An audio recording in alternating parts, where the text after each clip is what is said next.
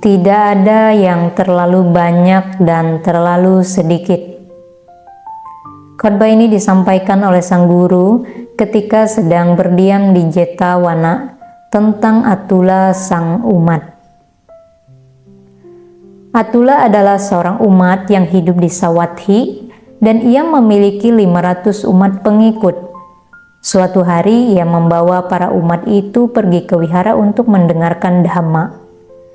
Karena ingin mendengarkan khotbah Dhamma dari Rewata Thera, ia memberi salam hormat kepada Rewata Thera dan duduk dengan penuh hormat di satu sisi. Yang mulia Rewata Thera adalah seorang bikhu yang pendiam bagaikan seekor singa yang berbahagia dalam keheningan, sehingga ia tidak berkata apapun kepada Atula. Bikhu Thera ini tidak berkata apa-apa, pikir Atula. Dengan perasaan risau ia bangkit dari duduknya, pergi menemui Sariputta Thera, dan berdiri dengan penuh hormat di satu sisi. "Ada keperluan apa kamu datang menemui saya?" tanya Sariputta Thera. "Bhante," jawab Atula, "saya membawa para umat pengikut saya ini untuk mendengarkan Dhamma dan menghampiri Rewata Thera.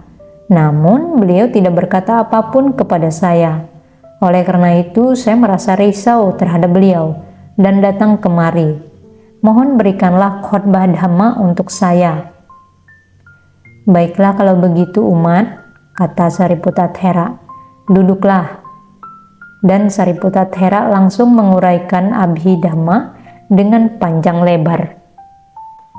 Umat ini pun berpikir, Abhidhamma sangat sulit untuk dipahami, dan Sang Thera telah menguraikannya untuk saya seorang dengan panjang lebar. Apa gunanya beliau bagi kita? Karena merasa risau, ia membawa para pengikutnya dan pergi menemui Ananda Thera.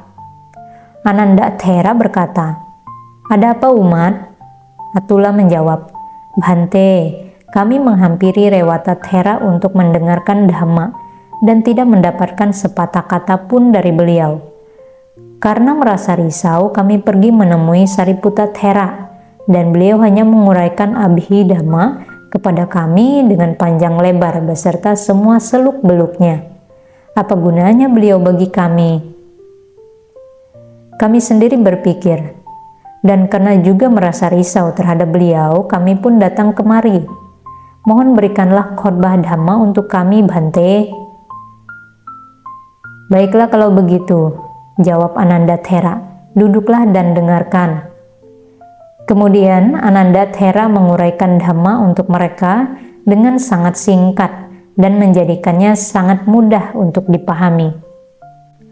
Namun mereka juga merasa risau terhadap Ananda Thera dan pergi menemui sang guru, memberi salam hormat kepada beliau dan duduk dengan penuh hormat di satu sisi. Sang guru berkata kepada mereka, "Para umat, mengapa kalian datang kemari?" "Untuk mendengarkan Dhamma, Bhante." "Bukankah kalian telah mendengarkan Dhamma?" "Bhante, pertama kami pergi menemui Rewata Thera dan beliau tidak berkata apapun kepada kami. Karena merasa risau terhadap beliau, kami menghampiri Sariputta Thera dan beliau menguraikan Abhidhamma untuk kami dengan panjang lebar. Namun kami tidak sanggup untuk memahami khotbah beliau, dan karena merasa risau terhadap beliau, kami menghampiri Ananda Thera. Meskipun demikian, Ananda Thera menguraikan Dhamma untuk kami dengan sangat singkat, sehingga kami juga merasa risau terhadap beliau, dan kami kemari."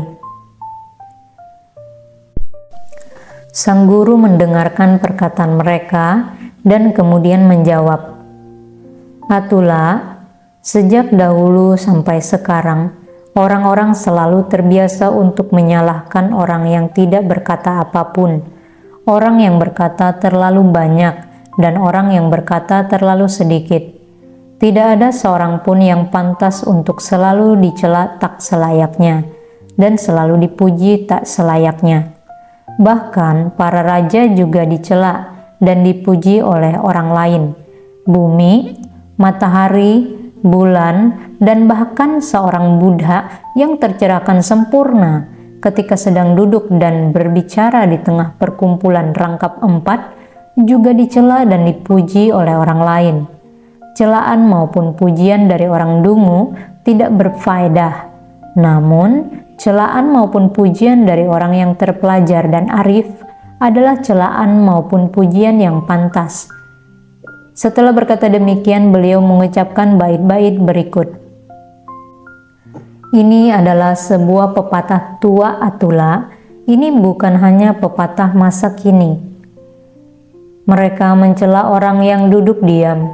Mereka mencela orang yang berkata banyak. Mereka juga mencela orang yang berkata sedikit. Tidak ada seorang pun di dunia ini yang tidak dicela.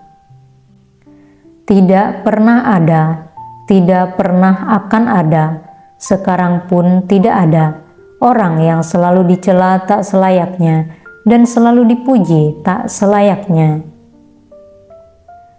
Jika orang arif hari demi hari selalu memuji orang yang bebas dari celaan, bijaksana, memiliki pengetahuan dan kebajikan. Siapakah yang pantas untuk mencari kesalahan terhadap orang seperti ini, yang bagaikan koin dari emas sungai Jambu? Orang seperti ini selalu dipuji oleh para dewa maupun Brahma.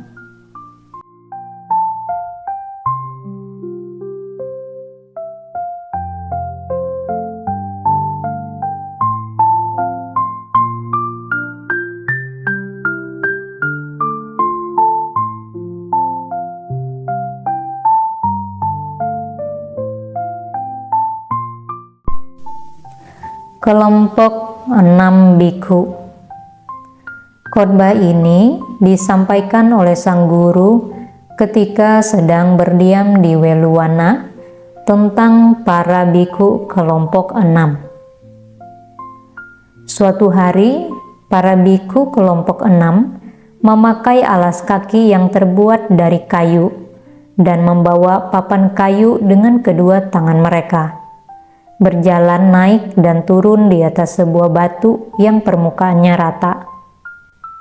Sang guru mendengar suara kebisingan ini, bertanya kepada Ananda Thera, "Ananda, suara apakah itu?" Sang Thera menjawab, "Para bikhu kelompok 6 sedang berjalan dengan alas kaki yang terbuat dari kayu. Mereka sedang membuat suara kebisingan yang Anda dengar itu." Ketika sang guru mendengar hal ini, beliau menetapkan sila berikut. Seorang bikhu hendaknya mengendalikan perbuatannya, ucapannya, dan pikirannya. Setelah berkata demikian, beliau menguraikan dhamma dengan mengucapkan bait-bait berikut. Seseorang hendaknya mengendalikan kemarahan. Seseorang hendaknya mengendalikan perbuatan. Seseorang hendaknya meninggalkan perbuatan buruk. Seseorang hendaknya melakukan kebajikan. Seseorang hendaknya mengendalikan perkataan kasar. Seseorang hendaknya mengendalikan ucapan. Seseorang hendaknya meninggalkan ucapan buruk. Seseorang hendaknya berucap dengan kebaikan. Seseorang hendaknya mengendalikan pikiran yang diliputi kemarahan. Seseorang hendaknya mengendalikan pikiran. Seseorang hendaknya meninggalkan pikiran buruk. Seseorang hendaknya mengembangkan pikiran baik. Orang bijaksana yang mengendalikan perbuatan mereka. Orang bijaksana yang mengendalikan ucapan mereka. Orang bijaksana yang mengendalikan pikiran mereka. Orang-orang seperti mereka ini memiliki pengendalian diri yang sangat baik.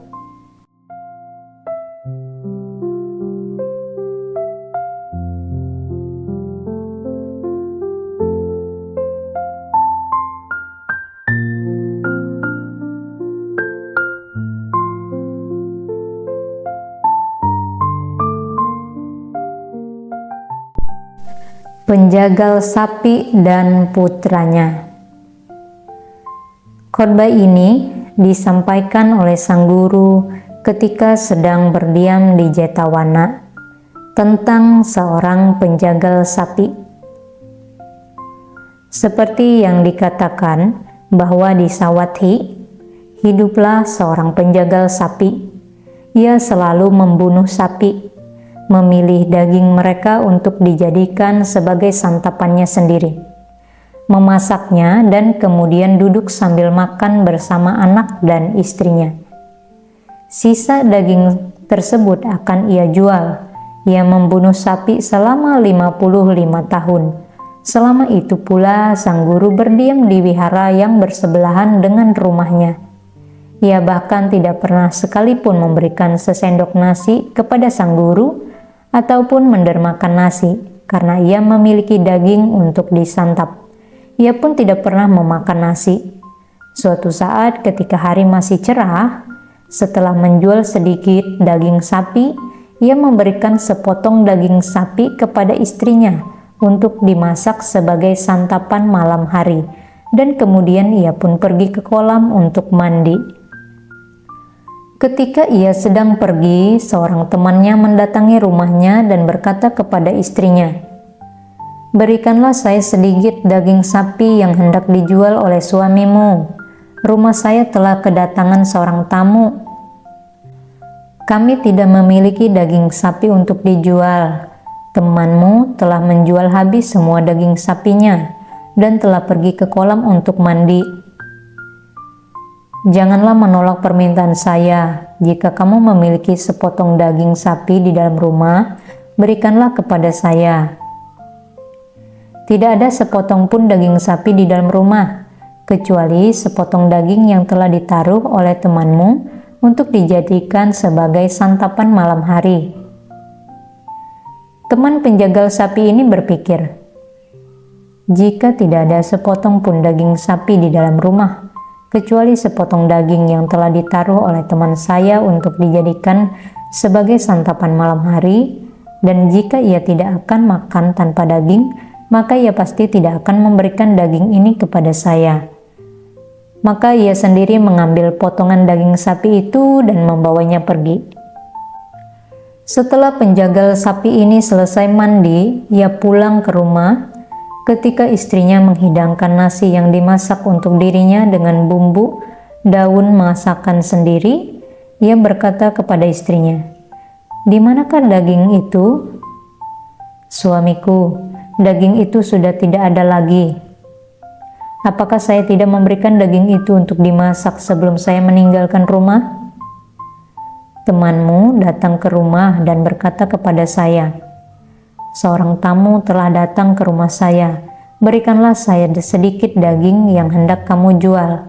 Saya berkata kepadanya, "Tidak ada sepotong pun daging sapi di rumah, kecuali sepotong daging yang telah ditaruh oleh temanmu untuk santapan malam harinya, dan ia tidak akan makan tanpa daging." Meskipun saya berkata demikian kepadanya, ia sendiri tetap mengambil potongan daging itu dan membawanya pergi. Jika saya tidak memiliki daging untuk dimakan, saya tidak akan memakan nasi. Bawa nasi ini pergi. Apa yang harus saya lakukan, suamiku? Mohon makanlah nasi ini. Saya tidak akan memakannya. Setelah menyuruh istrinya untuk menyingkirkan nasi tersebut, ia mengambil sebilah pisau dan pergi meninggalkan rumah. Kala itu seekor lembu sedang terikat di samping rumahnya. Ia pergi ke tempat lembu itu, memasukkan tangannya ke dalam mulut lembu itu, menarik keluar lidahnya, memotong pangkal lidahnya dengan pisau, dan membawa potongan lidah lembu itu ke dalam rumah. Setelah memasaknya di atas tungku arang, ia menaruhnya di atas nasi dan duduk sambil memakan santapan malam harinya. Ia terlebih dahulu melahap sesuap nasi dan kemudian menaruh potongan daging itu ke dalam mulutnya. Pada saat itu juga lidahnya sendiri terbelah menjadi dua dan jatuh keluar ke dalam nasinya. Pada saat itu juga ia menerima buah kejahatannya persis seperti yang telah ia lakukan. Dengan darah yang mengucur keluar dari dalam mulutnya, ia memasuki halaman rumahnya dan merangkak sambil melenguh seperti seekor lembu. Kala itu, putra penjagal sapi ini berdiri di dekatnya sambil menatap dirinya. Istrinya berkata kepada putranya, "Putraku, lihatlah penjagal sapi ini sedang merangkak di halaman rumah, sambil melenguh seperti seekor lembu. Hukuman ini juga akan kamu alami. Janganlah hiraukan saya, pergilah selamatkan dirimu ke tempat yang aman." Sang putra karena merasa takut dengan kematian berpisah dengan ibunya dan melarikan diri. Setelah berhasil melarikan diri, ia pergi menuju Takasila. Sementara penjagal sapi ini setelah merangkak di halaman rumahnya sambil melenguh seperti seekor lembu, ia pun meninggal dan terlahir kembali di neraka Awici. Lembu itu juga meninggal. Setelah tiba di Takasila, putra penjagal sapi berguru kepada seorang tukang pandai emas.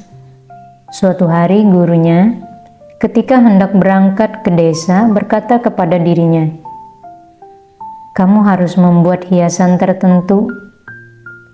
Setelah berkata demikian, gurunya pun berangkat. Ia membuat hiasan sesuai dengan arahan yang diterimanya. Ketika gurunya kembali dan melihat hiasan tersebut, ia berpikir, kemanapun perginya pemuda ini, ia akan mampu mencari nafkah untuk dirinya sendiri. Maka, sewaktu ia telah dewasa, tukang pandai besi ini menikahkan dirinya dengan putrinya. Ia kemudian memiliki anak lelaki dan anak perempuan.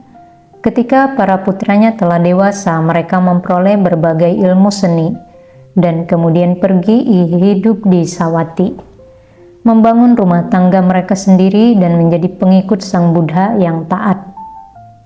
Ayah mereka tetap berada di Takasila, menghabiskan hari-harinya tanpa melakukan satupun kebajikan hingga ia berusia tua. Para putranya berpikir, ayah kita kini sudah tua, dan memanggilnya untuk datang dan hidup bersama dengan mereka.